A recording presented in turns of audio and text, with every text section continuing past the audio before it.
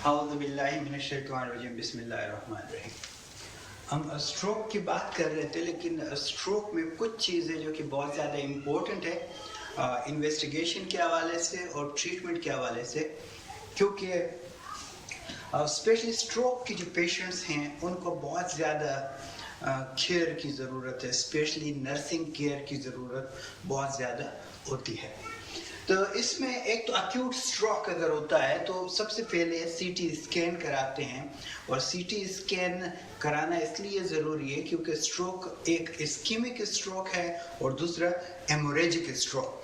तो सबसे पहले ये पता होना चाहिए कि स्ट्रोक जो है वो हेमोरेजिक है या इस्कीमिक है, ताकि आगे प्रोसीड किया जा सके। और ट्रीटमेंट के हवाले से क्योंकि बहुत ज़्यादा ज़रूरी है, क्योंकि दोनों का जो ट्रीटमेंट प्लान है वो बिल्कुल एक दूसरे से मुख्तलिफ है। तो नॉन कंट्रास्ट सीटी स्कैन कराएंगे, और सीटी स्कैन एक्यूट केसेस में कंट्रास्ट नॉन कंट्रास्ट है वो ज़्यादा इम्पोर्टेंट है एज कम्पेयर टू कंट्रास्ट, और अगर एमआरआई तो उनसे भी ज़्यादा इम्पोर्टेंट एक्यूट स्ट्रोक में CT scan. Bed side serum glucose, क्योंकि ज़्यादातर जो स्ट्रोक है वो डियाबिटिक पेशेंट में मोस्ट कॉमन है, तो शुगर मरीज की देखना बहुत ज़्यादा ज़रूरी है ताकि उसको भी साथ में मैनेज किया जा सके। और उसके अलावा क्योंकि बेड साइड पे जो चीज़ें देखी जाती है या जो चीज़ें की जाती है, एक तो सीरम ग्लूकोज, क्योंकि अगर वो पेशेंट जो है वो डियाबिटिक पेशेंट है और वो इंसुलिन पे है या एंटी डियाबिटिक ड्रग्स पे है, तो वो हाइपोग्लाइसीमिया में जा सकता है, और अगर स्ट्रोक किसी को हो सकता है तो वो सेमी कॉन्शियस या फिर अनकॉन्शियस हो सकता है। तो इसलिए ये बहुत देखना बहुत ज़्यादा ज़रूरी है कि वो हाइपोग्लाइसीमिया में ना हो, क्योंकि हाइपोग्लाइसीमिया जो है वो हाइपरग्लाइसीमिया इतना जल्दी डेथ कॉज नहीं करता, बल्कि वो प्रोग्रेसिवली स्लो प्रोग्रेसिव कंडीशन है। लेकिन अगर हाइपोग्लाइसीमिया है तो हाइपोग्लाइसीमिया की वजह से डेथ हो सकती है। इसलिए ये बहुत ज़्यादा ज़रूरी है कि ग्लूकोज को देखा जाए, वो हाइपरग्लाइसीमिया के हवाले से भी, और अगर उस वक्त मरीज़ का जो ग्लूकोज लेवल है वो अगर डाउन है तो उस हवाले से भी देखने की ज़रूरत है। ऑक्सीजन सैचुरेशन, क्योंकि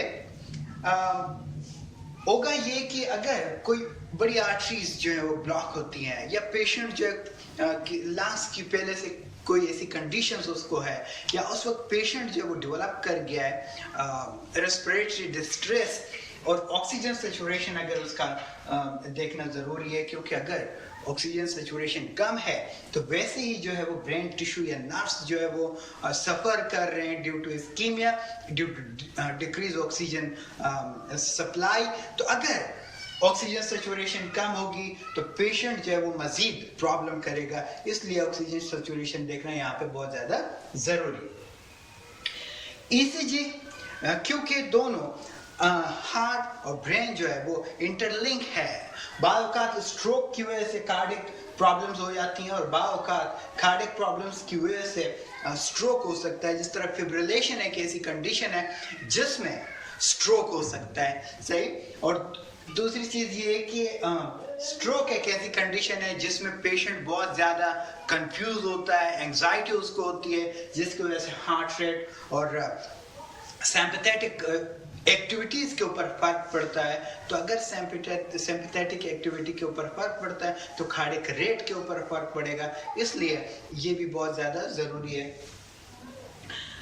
तो ईसीजी देखेंगे, ईसीजी में इस्कीमिक स्ट्रोक हो सकता है, क्योंकि अगर ये पेशेंट पहले से ही डायबिटीज़ है, क्योंकि डायबिटिक पेशेंट में जो कॉमन है वो क्या है, एमआई, मायोकार्डियल इन्फार्क्शन और स्ट्रोक दोनों कॉमन है। तो इसलिए उस मरीज को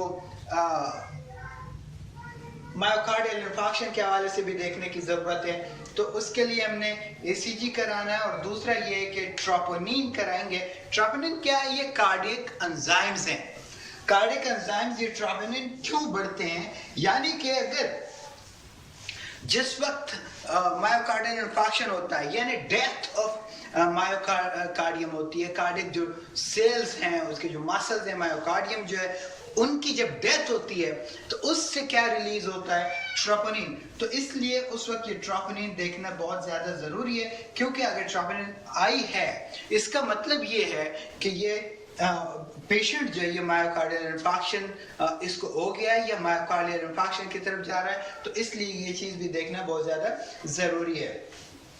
उसके बाद ब्लड प्रेशर, क्योंकि स्ट्रोक की एक बड़ी वजह ब्लड प्रेशर भी है, तो ब्लड प्रेशर अगर किसी मरीज का बहुत ज्यादा बढ़ा हुआ है तो उसको कम करने की जरूरत है। एक बहुत ज्यादा इंपॉर्टेंट चीज ब्लड प्रेशर के हवाले से जिस पे हम बात ABCD के ऊपर करेंगे, तो ब्लड प्रेशर देखना जरूरी है। इसके अलावा CBC में भी ज्यादा जो जरूरी चीज है वो क्या है?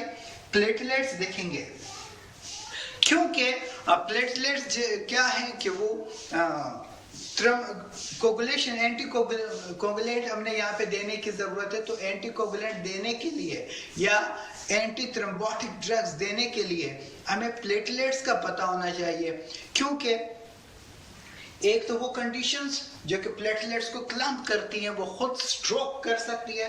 दूसरी चीज ये है कि अगर किसी पेशेंट का प्लेटलेट लेवल बहुत ज्यादा कम है तो प्लेटलेट की कमी की वजह से भी स्ट्रोक हो सकता है, क्योंकि प्लेटलेट की कमी की वजह से हेमोरेज हो सकता है। हेमोरेज होने के बाद क्योंकि स्ट्रोक की पॉसिबिलिटी यहाँ पे बहुत ज्यादा बन जाती है प्लेटलेट्स की कमी की वजह से, तो प्लेटलेट्स देखना बहुत ज्यादा जरूरी है।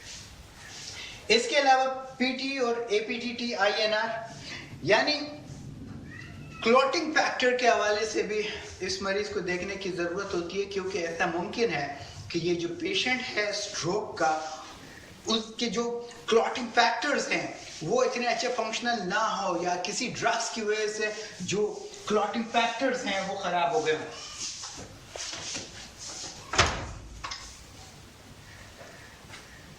उसके बाद हम बात करेंगे मैनेजमेंट के हवाले से।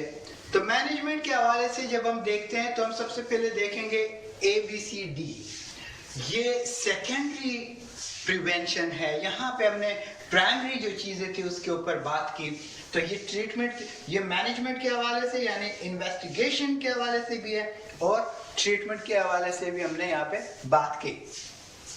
अब ABCD ये सेकेंडरी प्रिवेंशन है। एक तो अगर हम किसी पेशेंट को ड्रग्स देते हैं तो ये देखते हैं कि इसमें एंटी प्लेटलेट देने हैं या एंटी कोगुलेंट देना है, क्योंकि एंटी प्लेटलेट क्या करेंगे कि ये क्लम्प होने से ब्लड को रोकेगा, यानी क्लॉट बनने नहीं देगा। लेकिन अगर एक बार क्लॉट बन गया तो फिर एंटी प्लेटलेट का रोल इतना नहीं है। और एंटीकोगुलेंट क्या है कि अगर क्लॉट बन गया है, कोई ब्लड वेसल्स जो है वो ब्लॉक हो गई है, कोई ब्लड वेसल ब्लॉक हो गई है, तो इसमें फिर प्लेटलेट्स ने इतना काम नहीं करना, बल्कि एंटीकोगुलेंट देंगे। एंटीकोगुलेंट को क्लॉट बस्टर भी कहते हैं, यानी ये इस क्लॉट को तोड़ेगा। और क्योंकि अगर ये ब्लड वेसल ब्लॉक थी जिसकी वजह से स्ट्रोक हुआ और इसको बहुत जल्दी तोड़ा गया, तो जो ब्लड सप्लाई जितनी ज्यादा जल्दी दोबारा यहाँ की इंटैक्ट होगी उतना कम यहाँ पे डैमेज होगा। इसीलिए बालों का सर्जिकली क्या करते हैं कि इस क्लॉट को मिनिमली इन्वेजिव सर्जरी से इस क्लॉट को सर्जिकली रिमूव करते हैं, सर्जिकली रिमूव कर देते हैं, क्योंकि हमें बहुत ज्यादा जल्दी दोबारा इसकी जो ब्लड सप्लाई है उसको कंटिन्यू रखने की जरूरत है। तो जितना जल्दी इस क्लॉट को हटाया जाए, चाहे वो थ्रू मेडिकल मैनेजमेंट हो या सर्जिकल मैनेजमेंट हो, ताकि इसकी ब्लड सप्लाई जो है वो दोबारा इसको कंटिन्यू की जा सके और डैमेज को कम से कम किया जा सके। हमने बात की थी कि ब्लड प्रेशर इसमें बहुत ज्यादा जरूरी है, क्योंकि एक तो स्ट्रोक की जो वजह है वो ब्लड प्रेशर भी है। तो अगर ब्लड प्रेशर किसी मरीज का ज्यादा है तो ब्लड प्रेशर को कंट्रोल करने की जरूरत है। लेकिन बहुत ज्यादा इंपॉर्टेंट ये है कि इस मरीज के ब्लड प्रेशर को 220 सिस्टोलिक को 220 से कम रखने की जरूरत है, लेकिन ब्लड प्रेशर को नॉर्मल कभी नहीं करेंगे। नॉर्मल इसलिए नहीं करेंगे कि अगर ये ब्लड सप्लाई है ब्रेन की और इस वक्त जो ब्लड प्रेशर है वो 230 और 150 140 है, यहाँ पे होगा क्या, क्योंकि यहाँ की जो ब्लड सप्लाई है यहाँ पे क्लॉट बना या रप्चर हुआ, इसके जो सराउंड के टिश्यू हैं ये भी इन्फ्लेम्ड हो जाते हैं, तो यहाँ की भी जो ऑक्सीजन सप्लाई है वो कम हो जाती है। और इस ब्लड प्रेशर पे यानी 240 250 के ऊपर इसको मुश्किल से ब्लड की सप्लाई जा रही है, क्योंकि ब्लड यहां से लीक कर रहा है।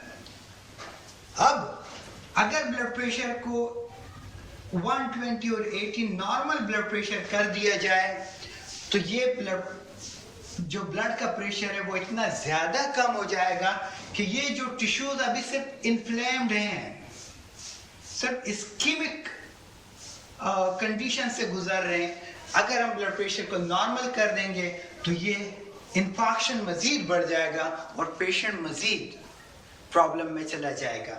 इसलिए ब्लड प्रेशर को कम करने की जरूरत है, लेकिन कितना कि 220 से ऊपर इसको नहीं जाने देना है, उससे कम रखना है पहले 24 घंटे में। लेकिन अगर ब्लड प्रेशर 180 160 सिस्टोलिक है तो ये ब्लड प्रेशर इस मरीज के लिए होना चाहिए इस वक्त।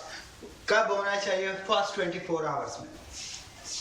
लेकिन 24 आवर्स के बाद फिर ब्लड प्रेशर को अब जब ये सप्लाई वापस और ये जो नर्व टिश्यूज हैं ये वापस इसकी इन्फ्लेमेशन कम हो जाए और ये अक्यूट कंडीशन अक्यूट फेज गुजर जाए तो फिर हमें ज़रूरत है कि हम ब्लड प्रेशर को नॉर्मल की तरफ लेके आए। लेकिन फिर भी उस वक्त हम 120 और 80 पे नहीं लाएंगे, बल्कि हम करेंगे क्या कि ये जो ब्लड प्रेशर है वो कितना करेंगे, 130 और 80 हमारा टारगेट होना चाहिए कि हम 130 और 80 पे रखें, इससे मजीद कम ना करें। ये किस में? ये डायबिटिक पेशेंट में। लेकिन जो अगर नॉन डियाबिटिक है उनका जो ब्लड प्रेशर है 140 और 90 रखेंगे। यानी एक पेशेंट जिसको अगर स्ट्रोक हो चुका और उसके ब्लड प्रेशर को इतना कंट्रोल किया कि वो 120 या 110 और 60 पे उसको रखा, तो ये इस पेशेंट के लिए प्रॉब्लम क्रिएट करेगा। इसके लिए फायदा नहीं है बल्कि ये नुकसानदेह है। इसके अलावा हमने कहा था ABCD ही, तो ABCD में हमने पहले एंटीप्लेटलेट्स को देखा और एंटीकोगुलेंट को देखा, B ब्लड प्रेशर हमने देखा, C कोलेस्ट्रोल, क्योंकि हाइपर कोलेस्ट्रोलेमिया के जो पेशेंट्स है उनमें स्ट्रोक होता है, उनका कोलेस्ट्रोल बढ़ा होगा, तो हमारा जो टारगेट है वो कोलेस्ट्रोल को 2 से कम रखने की है, क्योंकि हमने कोलेस्ट्रोल को इससे कम रखना है। तो एंटी कोलेस्ट्रोल ड्रग्स हम इसको देंगे, एट्रोवास्टेटिन है, सेमेवास्टेटिन है, ये ड्रग्स हमने उसको देनी है। इसके बाद क्योंकि ये पेशेंट मुमकिन है कि स्ट्रोक के पेशेंट डियाबिटिक हों, तो डियाबिटिक जो पेशेंट है उनका जो ग्लूकोज लेवल है HbA1c को हमने कंट्रोल रखना है। कितना कंट्रोल करना है कि ये बिलो 7 हमने इसको रखना है, 7 से ऊपर नहीं रखना। हमारा टारगेट ये होना चाहिए कि हमारा टारगेट जो है डियाबिटिक पेशेंट में वो 7 हो। इसके अलावा जो स्ट्रोक के पेशेंट्स हैं नर्सिंग केयर की बहुत ज़्यादा उनको ज़रूरत है, बेड सॉर्ट्स के हवाले से, फिजिकल एक्टिविटीज़ के हवाले से, फिजिकल थेरेपी की इनको ज़रूरत है, ऑक्यूपेशनल थेरेपी की इनको ज़रूरत है, और इसके अलावा बाज़ औक़ात न्यूरोलॉजिकली या साइकियाट्रिस्ट की भी इनको ज़रूरत होती है। Thank you.